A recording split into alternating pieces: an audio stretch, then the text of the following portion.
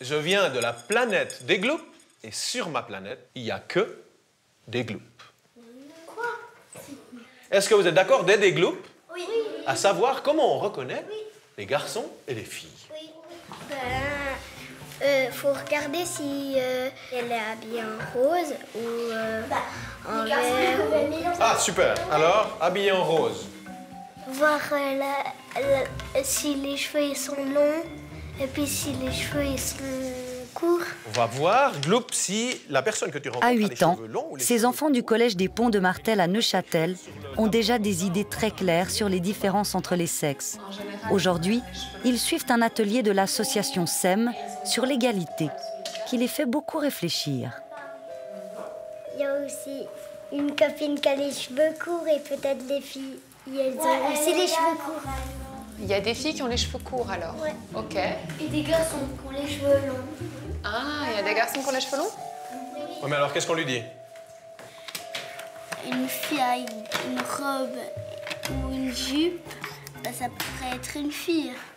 C'est faux, parce que dans un autre pays, en fait, il y a des garçons qui dansent avec des robes ou une jupe. Ah là là, Gloop, on n'avance pas, hein? Dans nos sociétés, actuellement, on a développé toute une série de codes associés aux garçons et associés aux filles. Il a des chaussures à talons? Il a les cheveux longs. Il a les cheveux longs? C'est vraiment quelque chose qui est complètement socio-culturel et qui dépend d'une époque et qui dépend d'une culture. Pour le zizi et la zézette?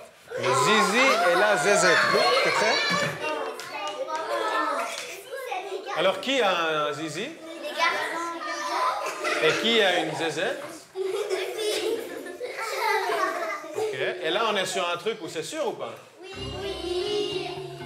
Avant de réaliser que ce sont les organes sexuels qui déterminent le genre, les enfants s'attachent donc à ces indices, ces codes, pour se différencier les uns des autres et savoir comment se comporter. Et qu'il y a des nénés, c'est tout.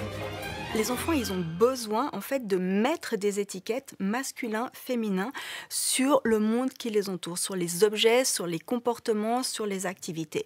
Et pour pouvoir mettre ces étiquettes, en fait, ils vont se baser sur l'observation. Et c'est là que c'est intéressant et qu'on voit en fait que c'est pas que la réalité qui compte, mais que c'est aussi beaucoup les représentations de la réalité qui sont en jeu. Et quand on observe l'univers des enfants, on constate que les filles et les garçons ne sont pas logés à la même enseigne.